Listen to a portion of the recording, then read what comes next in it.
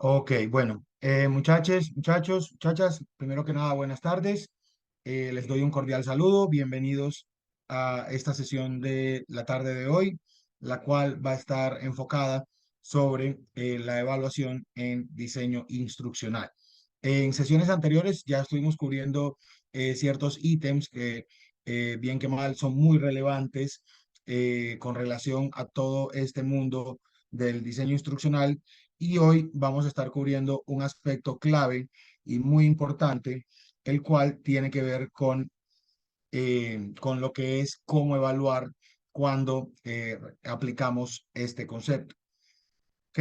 Entonces, el concepto, pues como tal de evaluación, básicamente se refiere al proceso de recopilar y analizar información para de alguna manera determinar el proceso, el progreso, lo siento, un momento acá, listo, para determinar de pronto cómo van avanzando, si los objetivos se están alcanzando o en su defecto, ver qué tan efectivo es el programa o en este caso una instrucción. Ahora, en el contexto de diseño instruccional, la evaluación implica medir y valorar el aprendizaje de nuestros estudiantes, así como la evaluación del diseño y la implementación de la instrucción. ¿Vale? Entonces, la evaluación como tal, para todos siempre va a tener una importancia. Preguntas tales como cuánto saqué, profe, cuál es mi nota, por qué mi nota, qué criterios utilizó para evaluar, entre otros, se hacen muy comunes con respecto a el concepto de evaluación.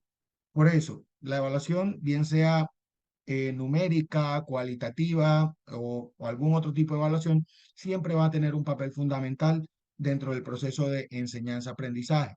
Además, esto a los instructores, y me incluyo, nos permite obtener información sobre qué tanto está aprendiendo un estudiante, poder identificar áreas de mejora, adaptar de pronto la instrucción que se aplicó para digamos, ajustarla, bien sea a necesidades individuales o colectivas del grupo de estudiantes que se tenga, y también proporcionar una retroalimentación constructiva, porque en general, en todos estos procesos académicos, la evaluación a la hora de rendir cuentas siempre influye mucho en lo que es la mejora continua y también pues el mejorar un poco todo lo que tiene que ver con el diseño instruccional.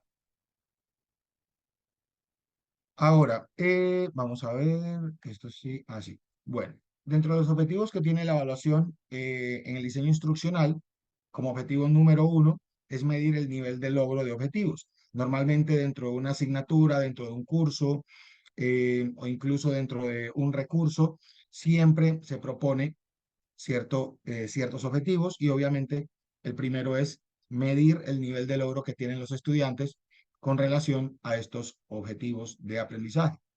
Número dos, identificar fortalezas y áreas de mejora con respecto al diseño y a la implementación de la instrucción. El objetivo número tres, obtener la retroalimentación sobre la efectividad de las estrategias y recursos utilizados. Ahora, esta retroalimentación o realimentación, como algunos la podrán denominar, es importante que tanto de parte del estudiante como parte de un directivo docente se pueda recibir esa realimentación y de alguna manera, vamos con el objetivo 4, adaptar esa instrucción según sean las necesidades y preferencias de los estudiantes. Está claro que en la actualidad es importante tener en cuenta las preferencias, gustos, afinidades que tengan los estudiantes para que de esa manera la instrucción, número uno, llegue más fácil y número dos, sea del mayor agrado posible para que el estudiante alcance los logros. Y el último objetivo, en este caso, sería evaluar el impacto y la eficiencia de este diseño instruccional en el aprendizaje de los estudiantes. Ahora, con respecto a la relación que hay entre la evaluación y la toma de decisiones, pues está claro que la evaluación proporciona la información relevante y además los resultados ayudan mucho a los diseñadores instruccionales a tomar decisiones sobre los ajustes que se deben realizar, realizar este proceso de planificación para, posterior a ello, desarrollar mejores contenidos, además, mejorar un poco la parte de los métodos de enseñanza. Por ejemplo, hay estudiantes que, hablando de inteligencias múltiples, aprenden mucho más visualmente, aprenden mucho más, digamos, de manera ¿cómo es? Cinética, entre otros tipos de inteligencias, para de esa manera tener ese proceso de realimentación. Y pues está claro que el tener, digamos, todos estos criterios a bordo nos va a permitir, primero, mejoras continuas y número dos, una mejor toma de decisiones. Bueno, ahora vamos a empezar, digamos, con un concepto que se trabaja mucho, creo yo, en la parte, por decirlo así, en educación básica. Eh, no quiere decir que no se trabaje en educación secundaria o educación superior, pero es más de tratar como de formar. La evaluación formativa es simplemente tratar de recoger de pronto todas esas evidencias que van dejando nuestros estudiantes y darle una realimentación acerca de una instrucción, acerca de una tarea, acerca de una actividad, para de esa manera mejorar el aprendizaje. Dentro de la evaluación formativa no se tiene en cuenta tanto el número, sino simplemente hacer un seguimiento sobre el progreso que tiene cada estudiante a lo largo de, digamos, un semestre, un año académico, un cuatrimestre, entre otros periodos, y es simplemente dar a entender si el estudiante ha mostrado un progreso o, en su defecto, tiene aspectos a mejorar. Características que tiene esta evaluación formativa, bueno, número uno, se lleva a cabo de una manera regular, de una manera sistemática a lo largo del proceso de una instrucción. Se centra en el monitoreo del aprendizaje en tiempo real, como ya lo mencioné, ver, por ejemplo, cómo va desempeñándose un estudiante clase a clase y digamos que en cierto punto, después de cierto número de clases, hacerle un feedback al estudiante sobre los aspectos que va mejorando, los aspectos que debe mejorar, para que de esa manera puedan empezar a mejorar su desempeño. Una de las ventajas también que tiene es que permite realizar ajustes dentro de la instrucción. Por ejemplo, si un estudiante desarrolla un objeto virtual de aprendizaje en una plataforma virtual, la plataforma le va a arrojar, digamos, un resultado. Sin embargo, muchas veces el estudiante va a querer conocer, profe, en qué en qué áreas debo mejorar más o qué me sugiere para poder seguir avanzando. Obviamente, acá es donde, con base a esa instrucción, con base a ese diseño que se realizó, se puede empezar, digamos, a realizar esos ajustes, bien sea, como ya lo mencioné, tanto individual como en lo colectivo, para, obviamente, poder ver ese rendimiento dentro de cada uno de nuestros estudiantes. Y pues la ventaja también es que es interactiva y además el estudiante se motiva más para saber, obviamente, cómo va su proceso de aprendizaje. El mismo estudiante muchas veces dentro del aula, a medida que uno va impartiendo contenidos, instrucciones, asignaturas, etcétera, el mismo estudiante puede llegar a consultarle a uno, profe, ¿cómo voy? O profe, ¿cómo me ve? ¿Voy bien? ¿Voy mal? ¿Qué debo mejorar? ¿Qué debo hacer? Entre, entre otras actividades. Ahora, ejemplos de una evaluación formativa. Permítame un momento, aquí está, listo. Ejemplos de una evaluación formativa: hacer preguntas orales en clase. En mi caso, que soy docente de inglés, generalmente hay un método que es el de ¿cómo es? Typical Physical Response, que es una respuesta física, Total Physical Response, que es en la que yo constantemente estoy preguntándole al estudiante cositas sobre los temas que se van viendo. Obviamente, el estudiante siempre va a solicitar, profe, ¿cómo pronuncio estas palabras? Profe, ¿qué debo mejorar? ¿Qué palabras me recomienda? ¿Qué actividades me recomienda mejorar? Actividades de retroalimentación en tiempo real, cuestionarios o encuestas en línea. Eh, un ejemplo, Kahoot, Quizzes, que son aplicaciones que pueden realizar cuestionarios o encuestas en línea, también permiten ver ese tipo de opciones. Otro ejemplo también, observación directa de los estudiantes durante las actividades, eso también es muy importante. Los trabajos en grupo o colaborativos para ver cuáles son las habilidades, no solo sociales, sino también cómo se desempeña cada uno trabajando de manera, bien sea grupal o bien sea en equipo. Otro ítem también dentro de la evaluación formativa, y de hecho esta también conlleva un poco a la parte sumativa, es utilizar rúbricas o matrices de evaluación. Cuando a un estudiante se le dan cuáles son los criterios por los cuales va a ser evaluado, el estudiante ya tiene una mira o tiene un objetivo que alcanzar. Entonces ya a partir de ahí, el estudiante ya empieza a trabajar sobre cada uno de estos criterios. Bueno, ¿cuál es mi opinión sobre los trabajos en grupo? Sí, de hecho, el trabajar en grupo, como ya se sabe, es diferente a trabajar en equipo, porque igual trabajar en grupo, la verdad no lo considero para esta generación, no lo considero muy idóneo, dado que es importante desarrollar esa parte colaborativa, en donde si hay digamos, un eslabón muy delgado, es importante que exista ese soporte para que vaya dándose una cohesión a nivel de equipo y obviamente se pueda ir dando una sinergia dentro del aula. Y pues otra modalidad también, espero que se haya respondido la pregunta Guaycapuro, creo que es. Sí, sí, Guaycapuro, listo.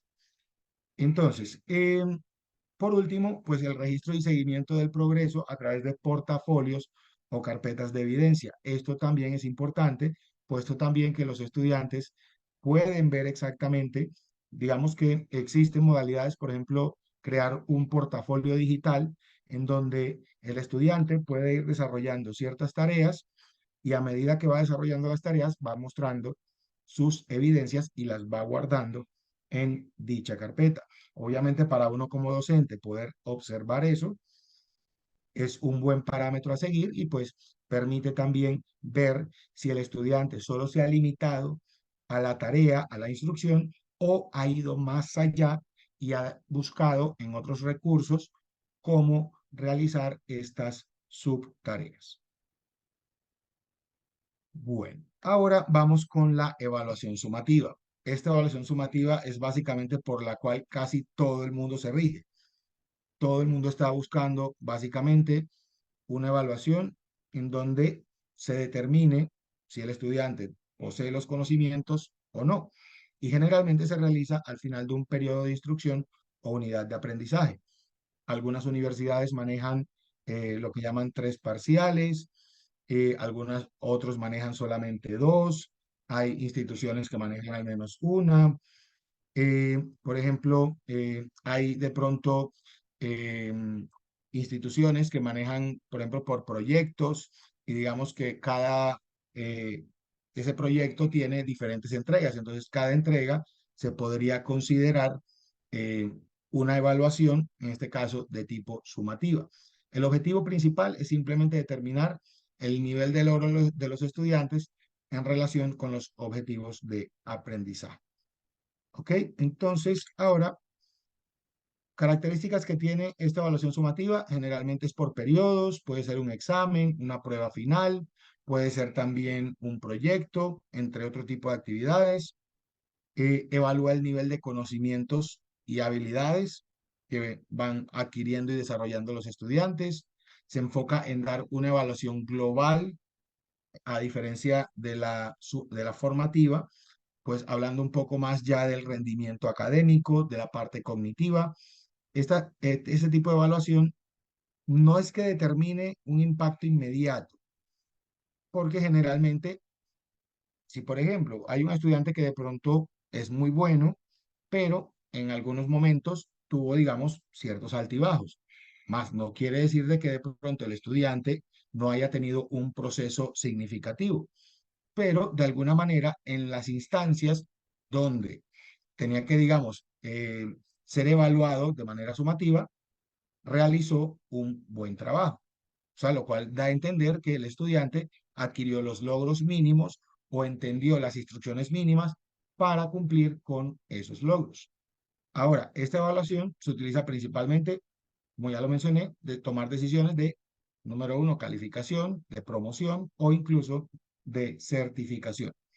Ejemplos, como ya lo mencioné, están los exámenes finales, los exámenes prácticos, proyectos finales, trabajos de investigación, que de hecho a ustedes en algún momento les va a tocar, presentaciones individuales o grupales, evaluaciones estandarizadas externas, háblese de un examen internacional de certificación, pruebas de rendimiento práctico, bien sean demostraciones o simulaciones, y portafolios de trabajo final o carpeta de evidencias.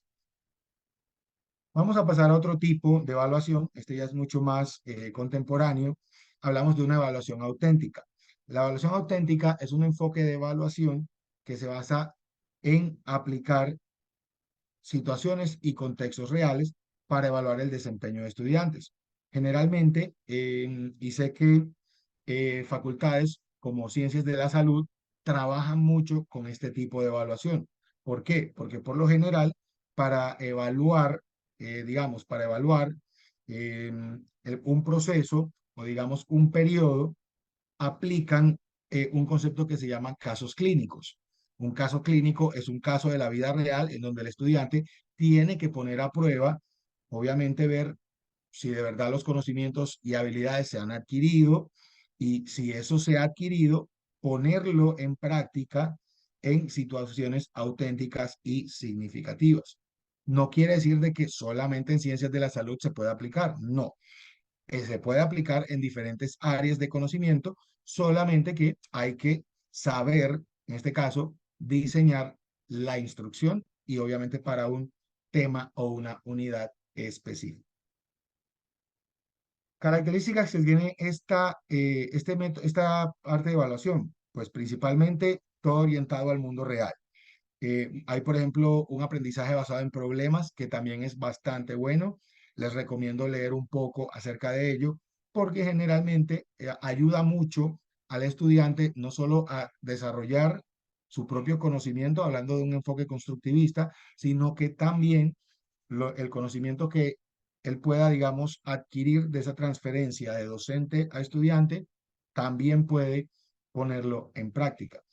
Generalmente son tareas o proyectos auténticos que reflejan desafíos y demandas del campo o de la disciplina relevante. Lo principal, y de hecho es uno de los que más me encanta, es porque valora y trata de fomentar pensamiento crítico, resolución de problemas, creatividad y toma de decisiones informadas.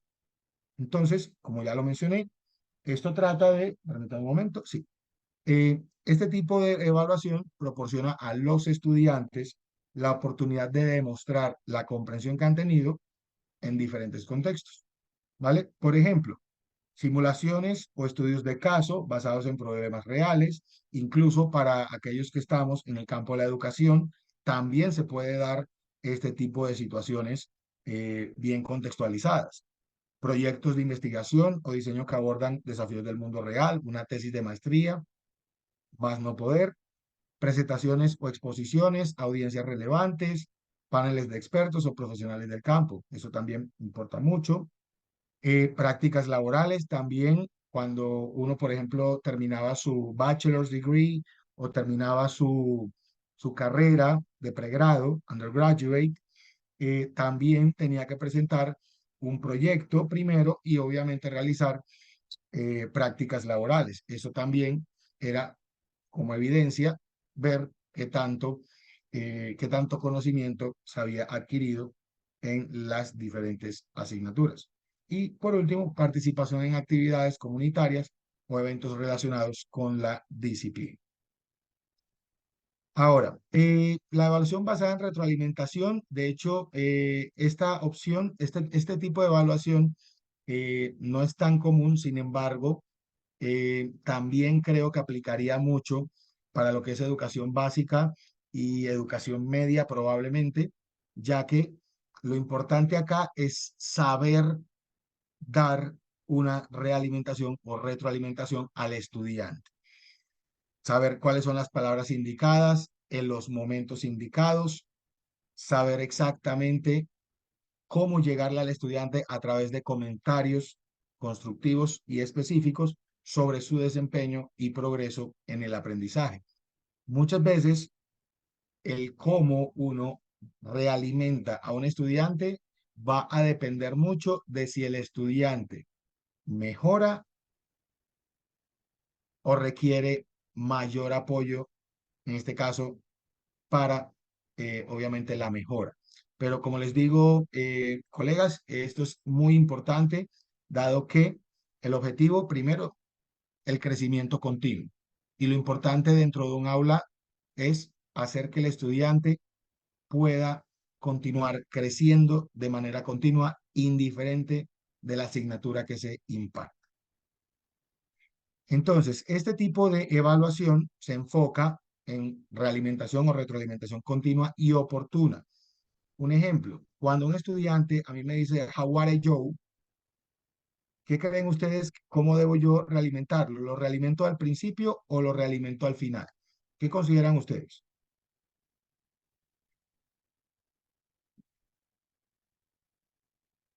¿Le doy el feedback en el momento o le doy el feedback al final? ¿Qué opinan?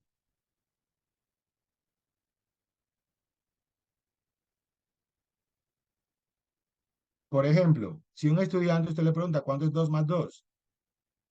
5, profe. ¿Lo corrige ya o lo corrige después? ¿Qué harían? Lo veo pensando y eso está bien.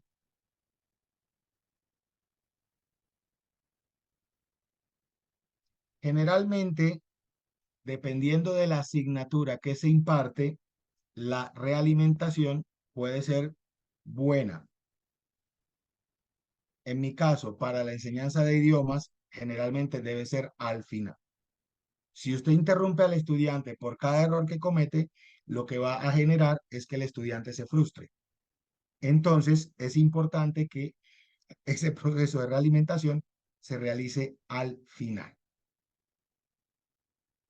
Exacto, depende, y además también, como ya lo mencionaron, depende también del nivel de estudiantes. Todo depende del área que se imparta. Humanidades, sociales, lenguas extranjeras, matemáticas. Generalmente siempre es bueno después. Siempre se considera más pertinente y de alguna manera se puede dar una realimentación más personalizada. Si al estudiante, o perdón, si al estudiante unitario se le da una realimentación personalizada, se va a sentir valorado. Pero si se hace una realimentación general, el estudiante va a considerar que es solamente un comentario más.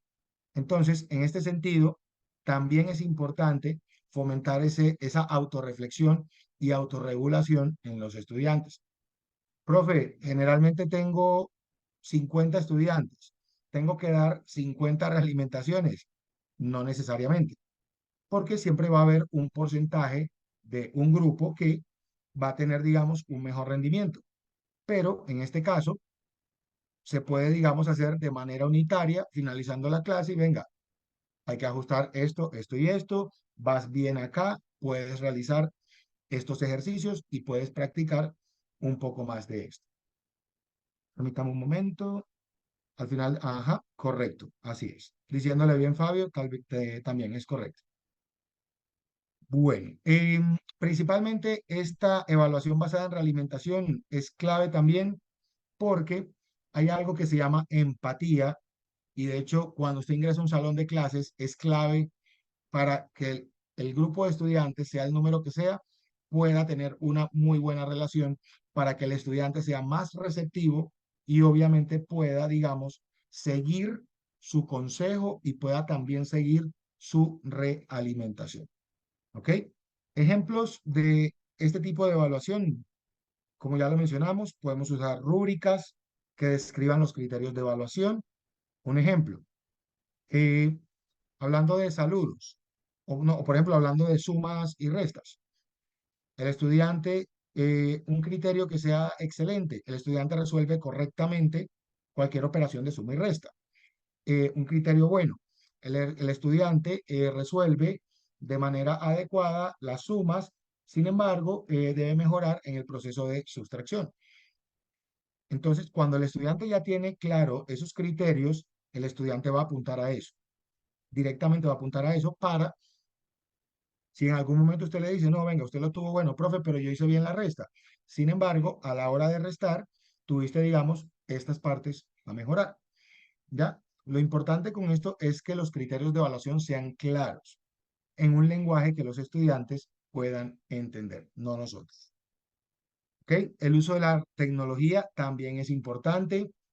Hay ahora mismo con inteligencia artificial un sinfín de herramientas que se pueden utilizar en pro del aprendizaje y pues obviamente del proceso de, de enseñanza para mejorar las dinámicas, mejorar las instrucciones que se van a dar sobre un tema específico en clase. Y por último, las autoevaluaciones. Las mejores autoevaluaciones son las que nuestros estudiantes nos pueden realizar.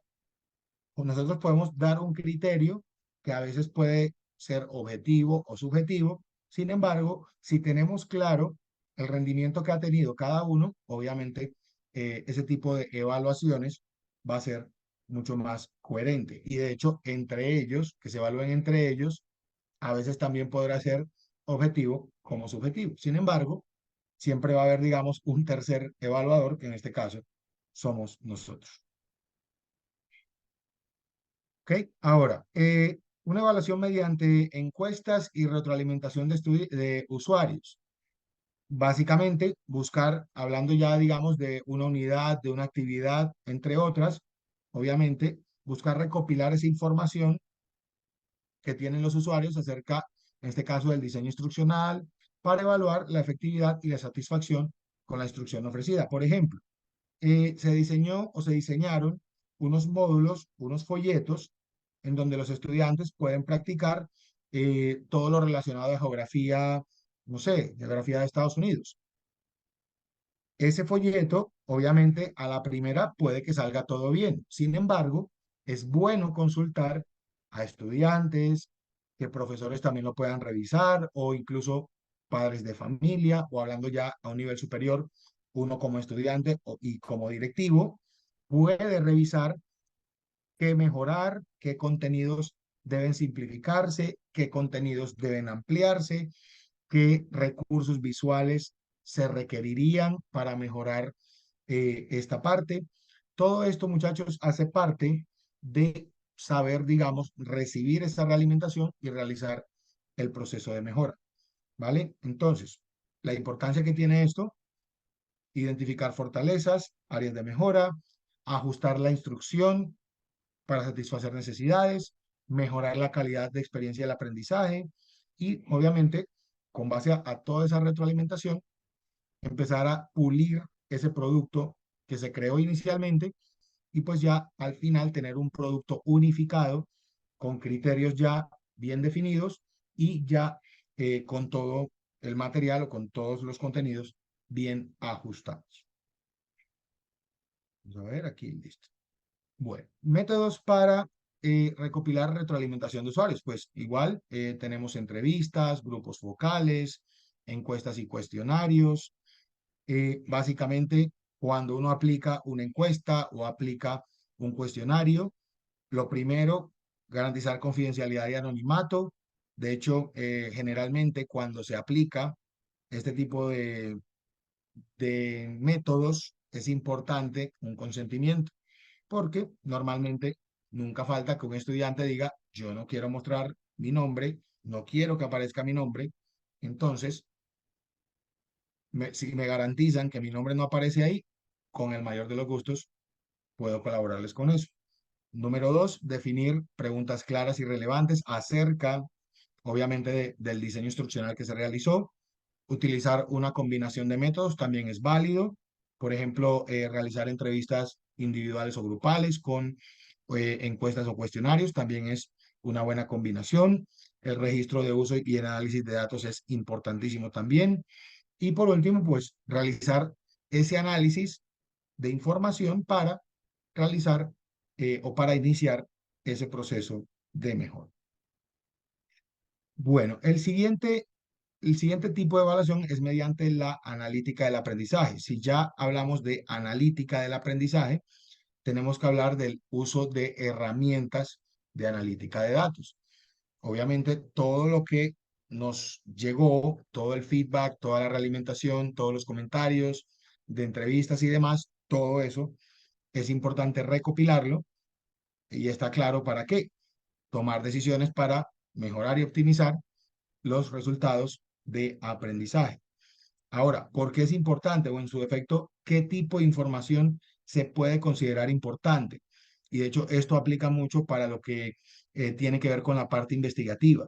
Para aquellos que de pronto quieren publicar, les encanta publicar o quieran, digamos, realizar alguna ponencia, estos datos que están acá son, digamos, de los más relevantes que se pueden obtener para dar a conocer este tipo de resultados. Datos de interacción, en este caso el tiempo el tiempo que tomó desarrollar la actividad, el número de intentos, las respuestas que se seleccionaron, digamos, el tipo de pregunta también importa mucho, hablando de datos de interacción, datos de rendimiento, calificaciones, puntuaciones de exámenes, los trabajos completados o en su defecto, si hablamos de un objeto virtual de aprendizaje, cuántos ítems desarrollaron, cuántos ítems fallaron o cuántos ítems quedaron pendientes por resolver, cuáles fueron fáciles de entender, cuáles no, entre otros. Datos de participación, ya esto tiene que ver mucho con la parte colaborativa, hablando de participación en foros, debates, actividades colaborativas, entre otras. Generalmente, cuando llevamos esto al contexto virtual, y de hecho es importante que dentro del tipo de actividades que se formulen dentro de un curso, una de ellas que es indispensable es una actividad tipo foro. Así sea, digamos, una actividad muy simple, pero es importante motivar e incentivar al estudiante para que, por ejemplo, no solo publique su opinión, sino que también pueda comentar la opinión de otros, para que de esa manera se vaya viendo, número uno, una interacción y número dos, el, el respeto, digamos, frente a la opinión que puedan tener otros compañeros. Y por último, los datos demográficos. Ya hablamos de lo que es la información más específica o personal de los estudiantes. Edad, género, antecedentes académicos, país de origen, entre otros. Y como les digo, todos estos datos, toda esta información va a permitir, ¿por qué no?, empezar a detectar qué se debe mejorar o en su defecto, qué hay para digamos, sí, no tanto que mejorar, sí, que mejorar en el sentido, digamos, de mejora, pero también, ¿por qué no?, a que darle un plus adicional. Ahora, herramientas y técnicas de, en este caso, de analítica del aprendizaje. Número uno, pues tenemos los sistemas de gestión de aprendizaje. Llámese la plataforma de IU, Moodle, Canvas, Edmodo. Hay un sinfín de herramientas de gestión del aprendizaje. Básicamente, todas estas herramientas es para recoger todos los datos de actividad de un estudiante. Sorry, perdón. Algoritmos y modelos de aprendizaje automático. Básicamente acá es tomar herramientas, en este caso a veces lenguajes de programación, eh, lenguajes de estadística para identificar patrones y predicciones. Por ejemplo, Tableau, el lenguaje R, que también permiten, digamos, maximizar un poco eh, este análisis de aprendizaje. Herramientas de visualización de datos, eh, digamos que se puede utilizar, ¿por qué no Excel?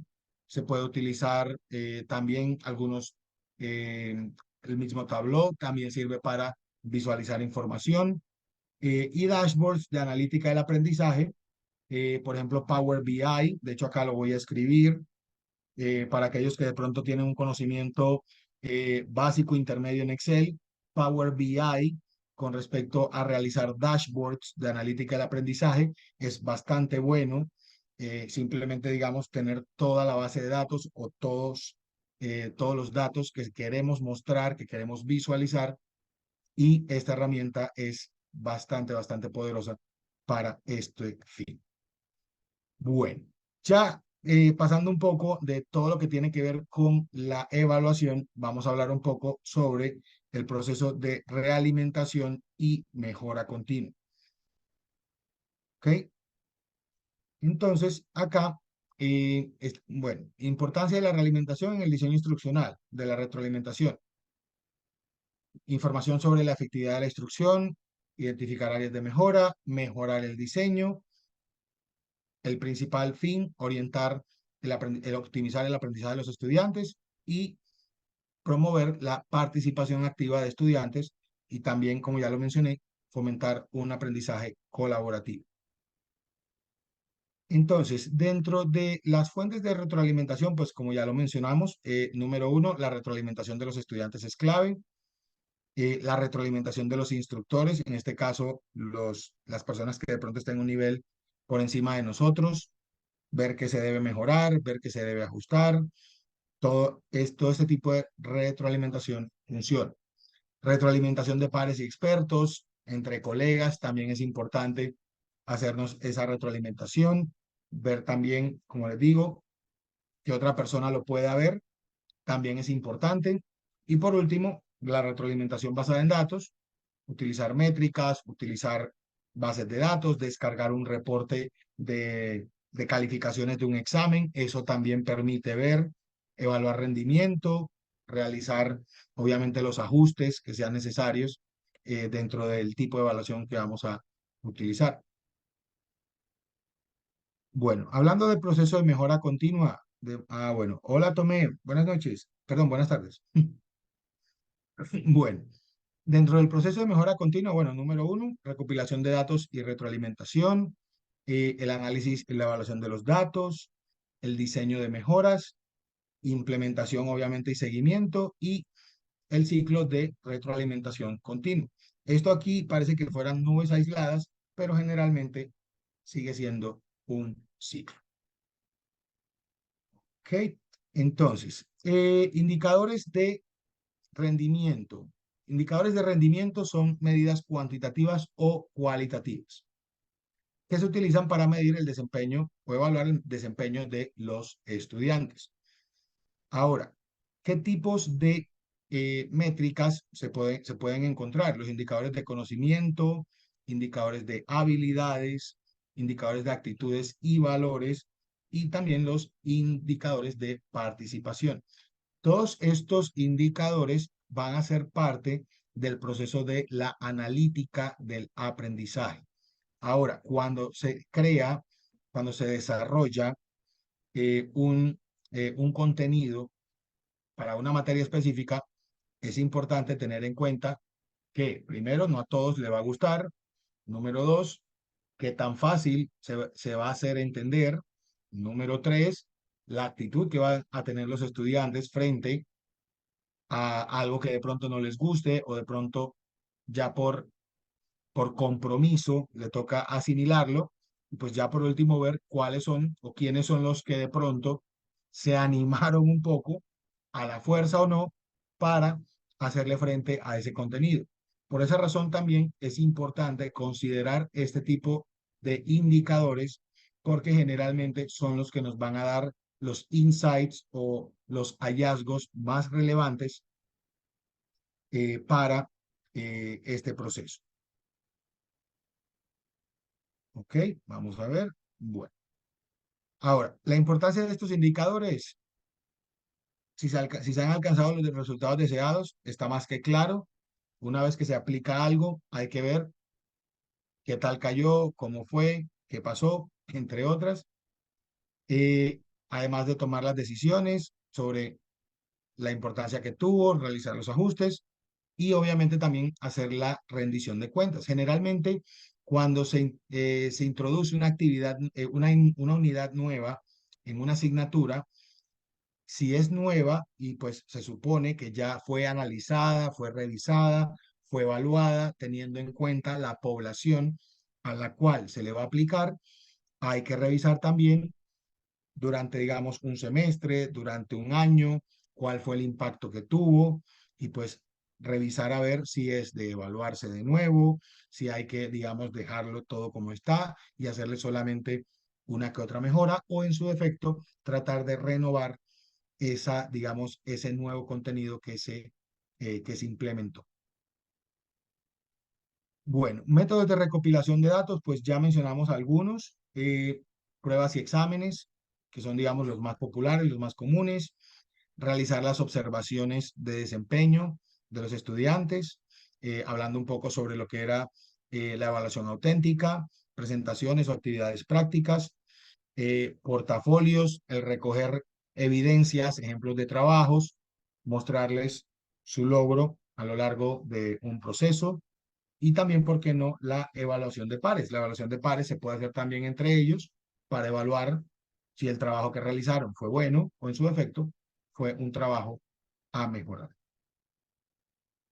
La evaluación de impacto, básicamente determinar y medir efectos y resultados a largo plazo del diseño instruccional en el aprendizaje de los estudiantes y en el logro de los objetivos educativos.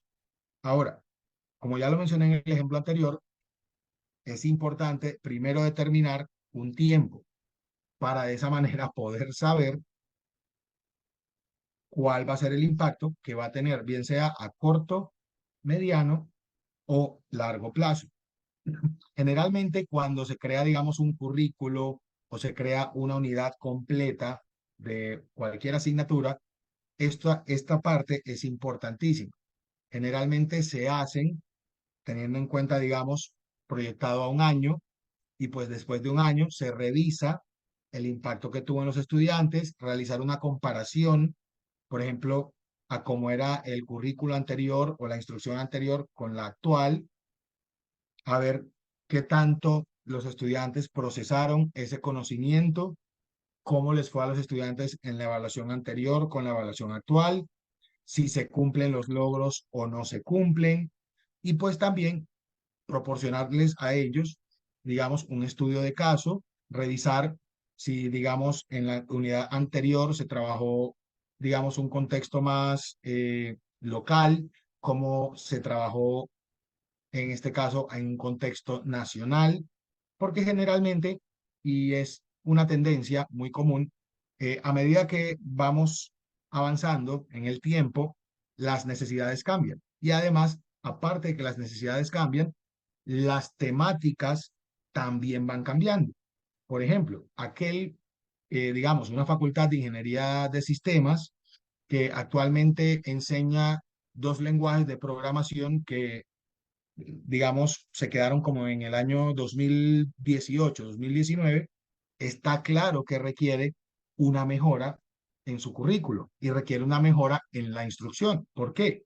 Porque las necesidades del mundo actual ahora mismo ya cambiaron. Entonces, ahora se necesita un ingeniero de sistemas, pero más orientado a otro tipo de perfil. Entonces, se quedó en 2018, ahora mismo tiene un conocimiento obsoleto. Y digamos que los estudios de caso podrían ser los mismos, pero ya los que hay en la actualidad son mucho más diferentes y son mucho más challenging o retadores. ¿Ok? Entonces, esta parte, para medir los resultados de la evaluación de impacto, obviamente primero hay que ver el mejoramiento del rendimiento académico de los estudiantes, ver cómo se ha dado el desarrollo de habilidades y competencias específicas, el incremento en la motivación y el compromiso de los estudiantes y también la mayor retención de conocimientos a largo plazo.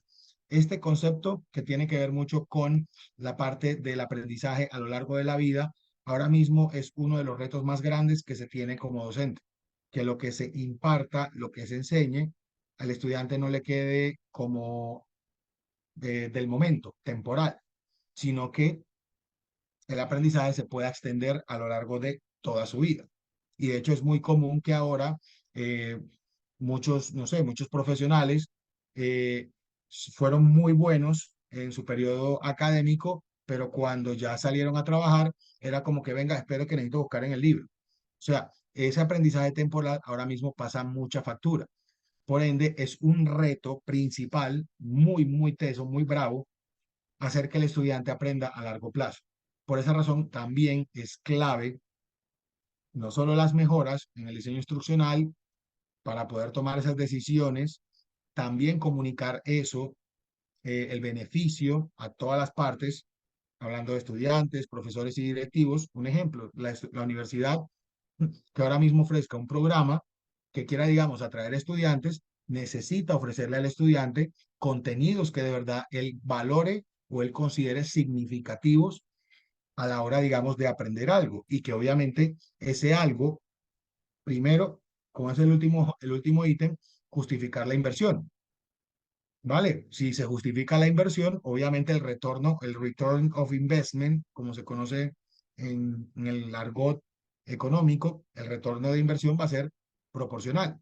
Si usted garantiza que hay estudiantes, que van a haber estudiantes capacitados, con ganas de aprender para la vida y que además van a ser, digamos, competentes, obviamente eso lo que va a hacer es atraer mucho más. Bueno, el análisis de necesidades antes de realizar una evaluación en ese estilo, identificar las brechas entre el estado actual y el estado deseado del aprendizaje, determinar necesidades de estudiantes y objetivos de aprendizaje para diseñar una solución efectiva. Dentro de estos métodos de análisis ya lo revisamos, encuestas, revisión de datos y documentos existentes, qué se está enseñando actualmente a nivel local, qué se está enseñando a nivel nacional, qué se puede enseñar, qué personal se necesita para enseñar esto, para de esa manera ir identificando patrones. La observación directa, ver también cómo se desenvuelven los estudiantes en estos diferentes contextos, en estos ajustes, y pues obviamente, además, hacer ese análisis de mercado. Yo les pongo una situación, perdón, en mi caso, que me toca enseñar inglés como lengua extranjera, a los estudiantes no les gusta el inglés.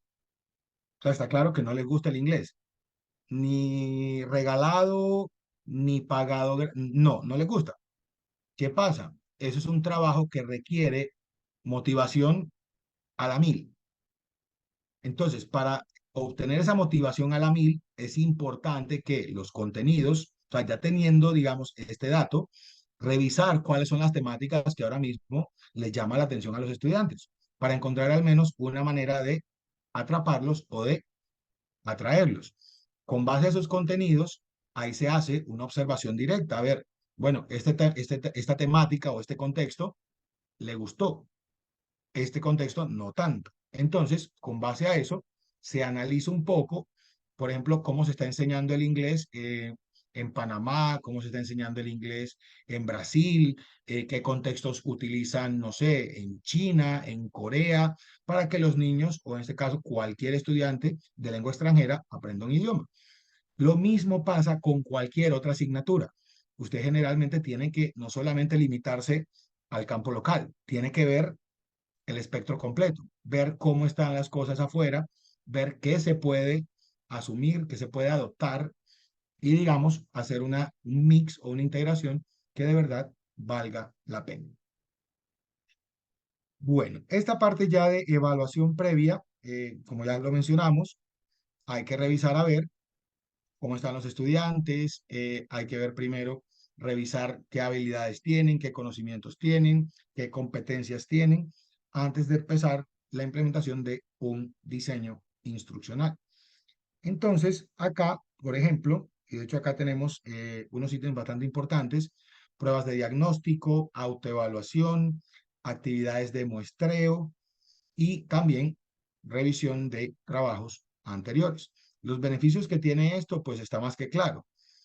Alinear todo con los objetivos de aprendizaje del estudiante, identificar brechas de conocimiento y habilidades que deben ser abordadas, personalización del diseño instruccional, o sea, ajustable, adaptable al nivel que tengan, en este caso, todos los estudiantes, mejorar la relevancia y en este caso la pertinencia de este diseño hace que aumente la motivación y el compromiso de los estudiantes. Y ya cerrando un poco lo que tiene que ver con el análisis de datos y la toma de decisiones.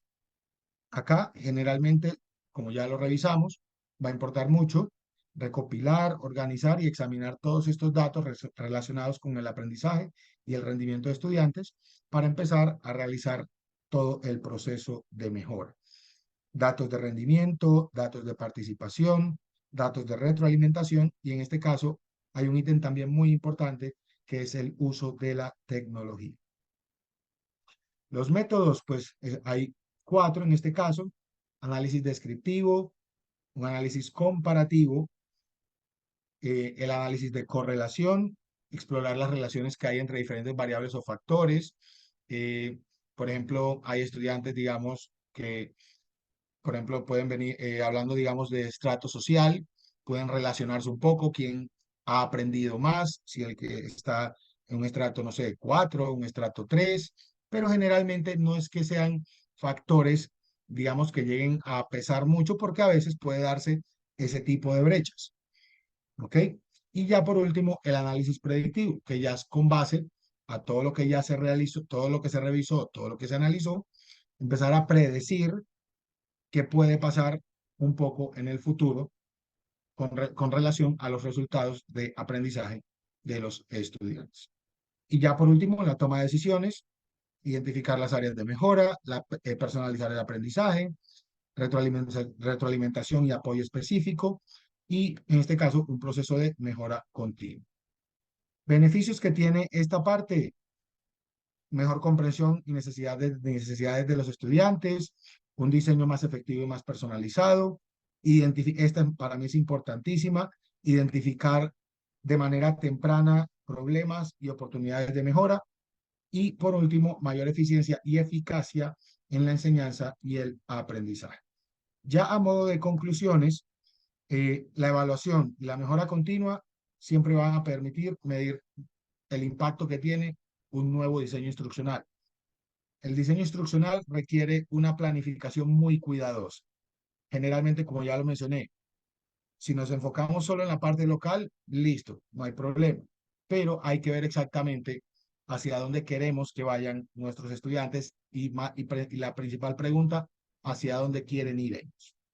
El uso de estas teorías, el uso de teorías de aprendizaje, estrategias de enseñanza efectivas y métodos de evaluación son fundamentales para lograr resultados exitosos.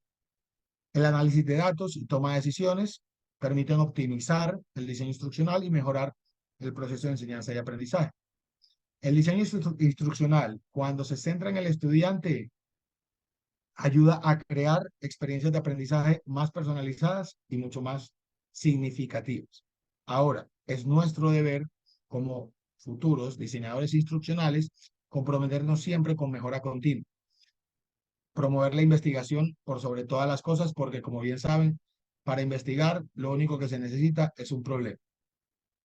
Y ya por último, explorar nuevas prácticas y otros enfoques que permitan y que beneficien a los estudiantes para promover un aprendizaje efectivo.